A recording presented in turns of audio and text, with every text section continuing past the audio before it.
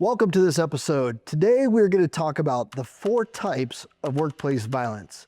You can also kind of consider them as the 4 sources of where violence comes from.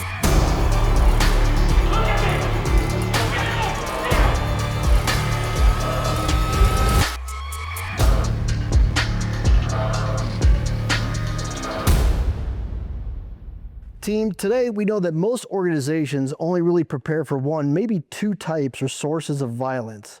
Why do you think that is? Well, I think when you're within an organization, you're always thinking that's going to come from within your organization. So you look very heavy on the worker and worker. But let's break it down for a minute. So the first one is criminal. So that's your robbery, maybe you work at a bank, a grocery store, the bank inside, something of that sort. People are looking for that quick target of opportunity. Your second one is your customer or client. This is obviously big in healthcare. It's big in the service industry. And so it's someone who has a relationship with the business, but from the outside, and then they come into the place of work. And then the third and the most obvious is the worker on worker, right? When we think of workplace violence, we think of that. So worker on worker type of violence. And then the fourth and final and the most underreported is the interpersonal violence. So that's, the intimate partner violence, the domestic violence that filters in to the workplace. Yeah, and I think too, I think there's also a hazard here in that you deal with what you see the same thing over and over again. For example, you're in restaurant or service industry is one of your examples where you see a lot of folks coming in and there's a lot of escalation, a lot of yelling and screaming to, very upset customer. So when you ask what's your number one risk, you go right to customer because that's what you see. Unfortunately, the hazard here is that you're also not thinking about domestic violence. You're not thinking about worker issues. You're not thinking about crime, perhaps, because you just haven't been bit by it. Mm-hmm. And we tend to be more sensitive to things that bite us. And we get these blinders on. Oh, it's only a customer I should be worried about. So they don't even think about the other things that are coming their way. I think what's really cool in this space is, and probably the reason why this matters is to break it down, is to see what is the biggest threat to your organization. Because as we all know, and we live and work in this space, but prevention, it matters. There's a lot of things you can do in this space to prevent violence from ever happening in your work environment. So for example, if it is, criminal based, well, now you want to look at physical security measures. How easily, if I work at a bank, can someone, access the safe or the drawer or where are my silent buttons? Is everybody trained on how to operate those and what does that look like? If it's a second one where it's customer or client related, I work in a hospital. Right. I mean, that's why we see a lot of states requiring their hospitals to receive de-escalation training. If I'm in anything service based, it is definitely de-escalation training is the key to prevention in that arena. When it's employee on employee, I mean, this is where your program comes into place, your workplace violence prevention program and having your all awareness training. I need to know what behaviors to look for in each one of you. And then to know if, a triggering event is happening in your life. So building the relationships if you're a manager and things of that sort. And then the last one is the interpersonal relationship. And Jameson, I'm going to kind of let you speak on this, but this is, when we see some of the most violent incidents happen in the workplace, there's usually some tie or connection to interpersonal relationships. So I don't know if you. Yeah, no, it's both. In my opinion, one of our highest risk issues, workplace violence, are domestic and intimate partner violence. There's a, intimacy effect and a bunch of other stuff we talk about when we train and discuss these. It's also one of our most underreported. It's very private and personal and historically, and we're still trying to push through it now. We know it's our highest risk. So we're trying to message and trying to create avenues for people to report and talk about things that are coming in from the outside. But all the research out there is telling us, there's a lot of domestic violence tie into mass attacks. There's a lot of domestic violence associated with lethality in the workplace and all these other things. So if we can just make some inroads on that, we can actually do a really good job of prevention. It's just a cultural change, and we're still working through that right now. I mean, I think it's a cultural change, but I think also, yes, we want everybody to understand that they can feel comfortable reporting, but I think your policies really matter too. So, when we think of policies, we think like punitive, Like, we have to hold people accountable, and here's our stance on this, and you could get terminated and all of this. But I think it's so important to make your policies much more than that. So have resources for employees that are struggling, going through something like this. So maybe I'm not comfortable talking to you as my manager, but I'm comfortable reaching out to this EAP program, employee assistance program, that I have in place, and it's outlined in my policy. Or maybe I just need some time off, and I'm struggling through something, and I need a little bit of time away, and to figure some stuff out, and so it doesn't affect my work or the workplace. Yeah. And so outlining all of those And steps. I think that's a great point too, is because it seems as though a lot of the resistance that we have within organizations comes to that particular subject right there, because organizations so often don't want to touch it. Yeah. They don't want to implement, intimate partner violence into their policies because they feel it's a personal subject that they don't want to get involved. That shouldn't be something that's discussed at the workplace.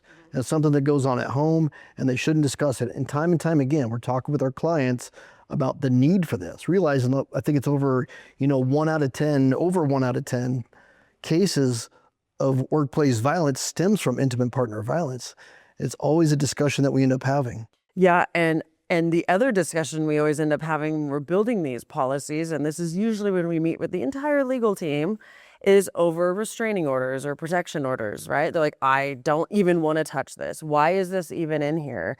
And it's like, you want that in there because you want people to feel comfortable bringing these forward. You want to encourage people to list the workplace as one of these restricted locations, because once that happens, there's a lot you can do as an organization to protect this employee, but and protect your entire workforce.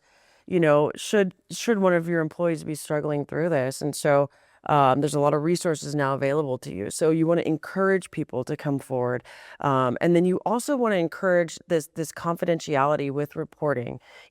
If I'm an employee and I'm struggling through this, I want to know that if I go to you as my manager, you're not going to go blab to all your friends like Stacy's going through something, and can you believe this or whatever. And it's because of that whole taboo around this subject. And so you want to encourage that confidentiality too. So build that into your policy.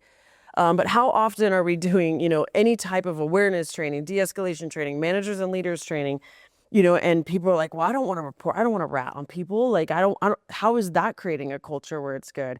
And it's like, no. You're not reporting these situations to get somebody in trouble per se. You're doing it so you get them help, so you get them resources, and so they're protected, and we are all, at the same time protected as an organization.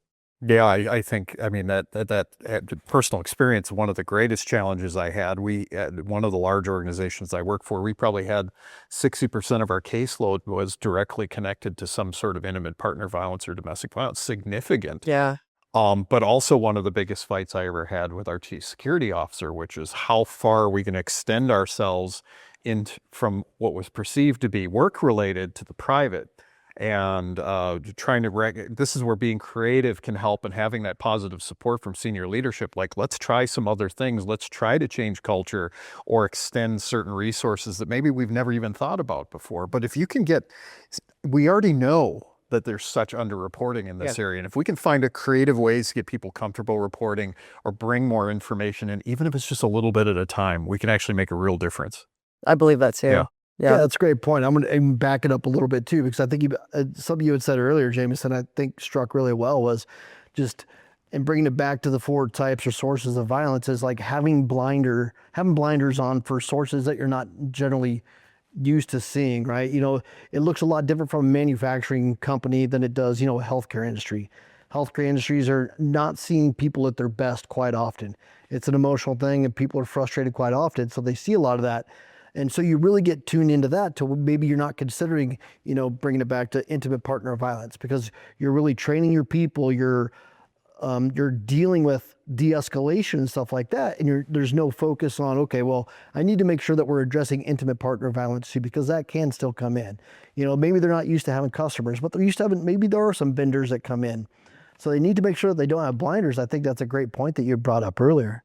And so as an organization, when you're running these assessments on your program, your workplace violence prevention program, understanding which type of violence you're more susceptible to will help you manage the prevention side of it.